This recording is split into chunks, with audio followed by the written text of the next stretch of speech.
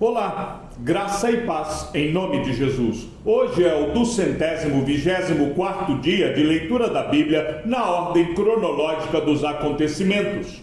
Passadas estas coisas, havia uma festa dos judeus e Jesus foi para Jerusalém. Existe ali, junto ao portão das ovelhas, um tanque, chamado em hebraico Betesda, o qual tem 5 pórticos. Nestes jazia uma multidão de enfermos, cegos, coxos, paralíticos, esperando que a água se movesse, porque um anjo descia de tempos em tempos, agitando-a, e o primeiro a entrar no tanque, uma vez agitada a água, sarava de qualquer doença que tivesse. Estava ali um homem enfermo, havia 38 anos. Jesus, vendo-o deitado e sabendo que estava assim havia muito tempo, perguntou: "Você quer ser curado?" O enfermo respondeu: "Senhor, não tenho ninguém que me ponha no tanque quando a água é agitada. Quando tento entrar, outro enfermo chega antes de mim." Então Jesus lhe disse: "Levante-se, pegue o seu leito e ande." Imediatamente o homem se viu curado e, pegando o leito, começou a andar. E aquele dia era sábado. Por isso os judeus disseram ao que tinha sido curado: "É sábado, e neste dia você não tem permissão para carregar o seu leito." Ao que ele lhes respondeu: "O mesmo que me curou me disse: pegue o seu leito e ande." Perguntaram-lhe: "Quem é o homem que disse a você: pegue o seu leito e ande?" Aquele que tinha sido curado não soube responder, porque Jesus tinha se retirado, por haver muita gente naquele lugar. Mais tarde, Jesus o encontrou no templo e lhe disse: "Olhe, você foi curado, não peque mais, para que não lhe aconteça coisa pior." O homem se retirou e disse aos judeus que tinha sido Jesus quem o havia curado. E por isso os judeus perseguiam Jesus, porque fazia estas coisas no sábado. Mas Jesus lhes disse: "Meu Pai trabalha até agora, e eu trabalho também." Por isso, os judeus cada vez mais queriam matá-lo, porque além de desrespeitar o sábado, também dizia que Deus era seu próprio Pai, fazendo-se igual a Deus. Então Jesus lhes disse: em verdade lhes digo que o Filho nada pode fazer por si mesmo, senão somente aquilo que vê o Pai fazer. Porque tudo o que este fizer, o Filho também faz. Porque o Pai ama o Filho e lhe mostra tudo o que faz. E maiores obras do que estas lhe mostrará, para que vocês fiquem maravilhados. Pois, assim como o Pai ressuscita e vivifica os mortos, assim também o Filho vivifica aqueles a quem quer. E o Pai não julga ninguém, mas confiou todo o julgamento ao Filho, para que todos honrem o Filho, assim como honram o Pai. Quem não honra o Filho, não honra o Pai que o enviou. Em verdade lhes digo: quem ouve a minha palavra e crê naquele que me enviou, tem a vida eterna. Não entra em juízo, mas passou da morte para a vida. Em verdade lhes digo que vem a hora, e já chegou, em que os mortos ouvirão a voz do Filho de Deus, e os que a ouvirem viverão. Porque assim como o Pai tem vida em si mesmo, também concedeu ao Filho ter vida em si mesmo, e lhe deu autoridade para julgar, porque é o Filho do homem. Não fiquem maravilhados com isto, porque vem a hora em que todos os que se acham nos túmulos ouvirão a voz dele e sairão. Os que tiverem feito o bem, para a ressurreição da vida, e os que tiverem praticado o mal, para a ressurreição do juízo. Eu nada posso fazer por mim mesmo, assim como ouço, julgo. O meu juízo é justo, porque não procuro a minha própria vontade, e sim a daquele que me enviou. Se eu dou testemunho a respeito de mim mesmo, o meu testemunho não é verdadeiro. Outro é o que dá testemunho a respeito de mim, e sei que o testemunho que ele dá a respeito de mim é verdadeiro. Vocês mandaram mensageiros a João, e ele deu testemunho da verdade. Eu, porém, não recebo testemunho humano, mas digo estas coisas para que vocês sejam salvos.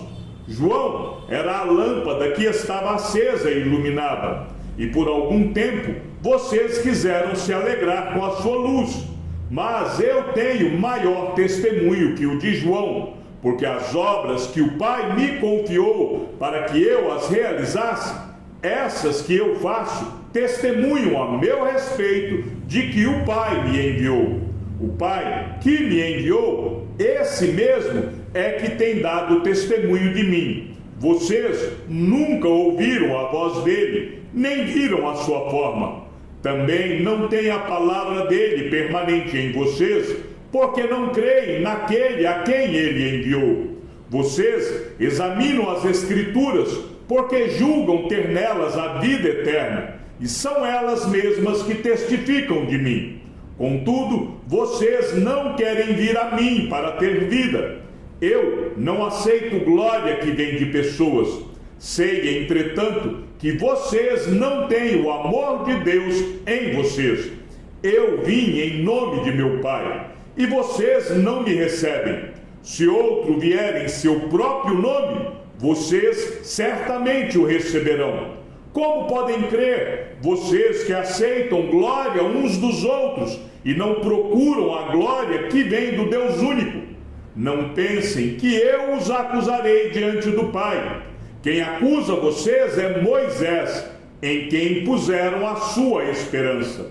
Porque se vocês, de fato, crescem em Moisés, também creriam em mim, pois ele escreveu a meu respeito.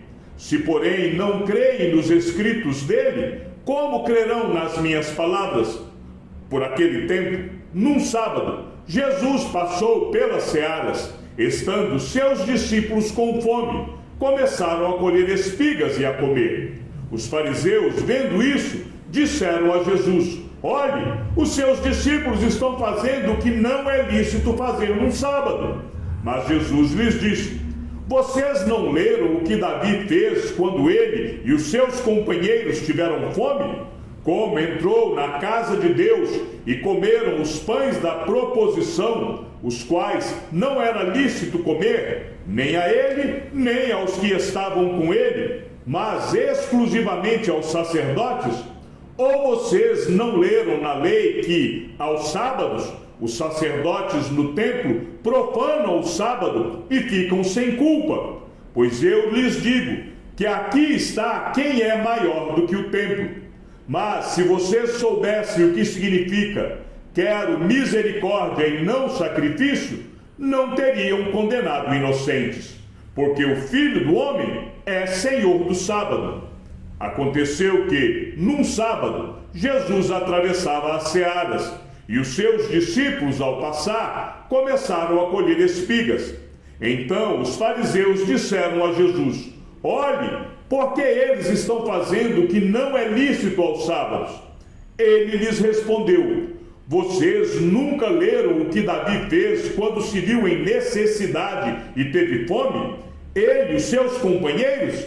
Como entrou na casa de Deus no tempo do sumo sacerdote Abiatar e comeu os pães da proposição, os quais só aos sacerdotes era lícito comer, e ainda deu esses pães aos seus companheiros?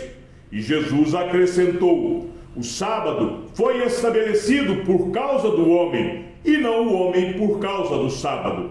Assim, o Filho do Homem é Senhor também do sábado.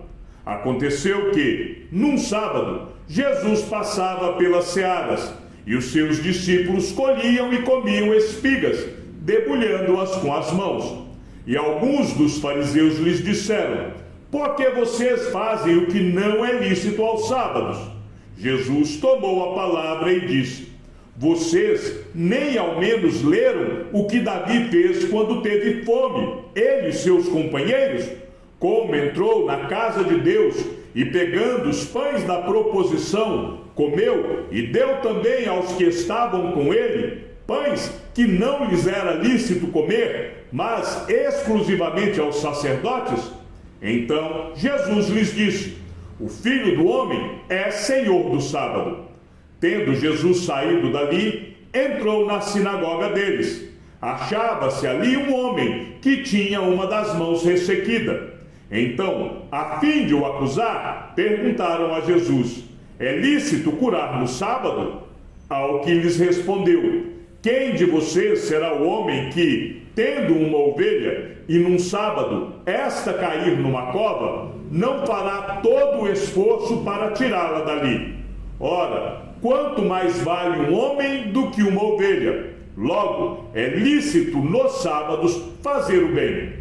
Então Jesus disse ao homem: estenda a mão. O homem estendeu a mão, e ela foi restaurada, e ficou sã como a outra. Mas os fariseus, saindo dali, conspiravam contra ele, procurando ver como o matariam. De novo, Jesus entrou na sinagoga, e estava ali um homem que tinha uma das mãos ressequida. E estavam observando Jesus para ver se curaria aquele homem no sábado, a fim de o acusarem. Jesus disse ao homem da mão ressequida: venha aqui para o meio. Então lhes perguntou: é lícito nos sábados fazer o bem ou fazer o mal? Salvar uma vida ou deixar morrer? Mas eles ficaram em silêncio. Então Jesus, olhando em volta, indignado e entristecido com a dureza de coração daquelas pessoas, disse ao homem: estenda a mão. O homem estendeu a mão e ela lhe foi restaurada. Os fariseus saíram dali e, com os herodianos, logo começaram a conspirar contra Jesus, procurando ver como o matariam. Aconteceu que, em outro sábado, Jesus entrou na sinagoga e começou a ensinar. Estava ali um homem que tinha a mão direita ressequida. Os escribas e os fariseus observavam Jesus, procurando ver se ele faria uma cura no sábado, a fim de acharem de que o acusar. Mas Jesus, conhecendo os pensamentos deles, disse ao homem da mão ressequida: levante-se e venha para o meio. E ele, levantando-se, ficou em pé. Então Jesus disse a eles: vou fazer uma pergunta a vocês. É lícito no sábado fazer o bem ou fazer o mal? Salvar uma vida ou deixar que se perca? Então Jesus, olhando para todos que estavam ao seu redor, disse ao homem: estenda a mão. Ele assim o fez, e a mão lhe foi restaurada. Mas eles se encheram de furor e discutiam entre si quanto ao que fariam contra Jesus. Mas Jesus, sabendo disso, afastou-se dali. Muitos o seguiram, e a todos ele curou, advertindo-lhes, porém, que não o expusessem à publicidade. Isso aconteceu para se cumprir o que foi dito por meio do profeta Isaías: eis aqui o meu servo que escolhi, o meu amado, em quem a minha alma se agrada. Farei repousar sobre ele o meu espírito, e ele anunciará juízo aos gentios. Não entrará em discussões, nem gritará, nem fará ouvir nas praças a sua voz. Não esmagará a cana quebrada, nem apagará o pavio que fumega, até que faça vencedor o juízo. E no seu nome os gentios colocarão a sua esperança. Jesus se retirou com seus discípulos para o mar. Uma grande multidão o seguia. Eram pessoas que tinham vindo da Galiléia, da Judéia, de Jerusalém, da Idumeia, do outro lado do Jordão e dos arredores de Tiro e de Sidom, porque ouviam falar das coisas que Jesus fazia. Então recomendou aos seus discípulos que sempre lhe tivessem pronto um barquinho, por causa da multidão, a fim de não o apertarem, pois curava muitas pessoas, de modo que todos os que tinham alguma enfermidade se esforçavam para chegar perto, a fim de poderem tocar nele. Também os espíritos imundos, quando o viam, prostravam-se diante dele e gritavam: você é o Filho de Deus. Mas Jesus lhes advertia severamente que não o expusessem à publicidade. Depois, Jesus subiu ao monte e chamou os que ele quis, e vieram para junto dele. Então designou 12, aos quais chamou de apóstolos, para estarem com ele e para os enviar a pregar, e a exercer a autoridade de expulsar demônios. Eis os 12 que designou: Simão, a quem acrescentou o nome de Pedro, Tiago, filho de Zebedeu, e João, irmão de Tiago, aos quais deu o nome de Boanerges, que quer dizer filhos do trovão, André, Filipe, Bartolomeu, Mateus e Tomé, Tiago, filho de Alfeu, Tadeu, Simão, o Zelote, e Judas Iscariotes, que foi quem o traiu. Naqueles dias, Jesus se retirou para o monte, a fim de orar, e passou a noite orando a Deus. E quando amanheceu, chamou a si os seus discípulos, e escolheu 12 dentre eles, aos quais deu também o nome de apóstolos: Simão, a quem acrescentou o nome de Pedro, André, seu irmão, Tiago e João, Filipe e Bartolomeu, Mateus e Tomé, Tiago, filho de Alfeu, e Simão, chamado Zelote, Judas, filho de Tiago, e Judas Iscariotes, que se tornou o traidor. E descendo com eles do monte, Jesus parou num lugar plano, onde se encontravam muitos discípulos seus e grande multidão do povo, de toda a Judéia, de Jerusalém e do litoral de Tiro e de Sidom, que vieram para ouvir e para ser curados de suas doenças. Também os atormentados por espíritos imundos eram curados. E todos da multidão procuravam tocar em Jesus, porque dele saía poder, e curava todos. Chegamos ao fim da leitura de nosso 224º dia. Que o Senhor seja com o teu espírito, e que a graça seja com todos os que amam sinceramente a nosso Senhor Jesus Cristo. E ao Deus único e sábio seja dada toda a glória, e que a sua vida seja sempre para mais em Cristo Jesus. Um forte abraço e até amanhã, se assim o Senhor nos permitir.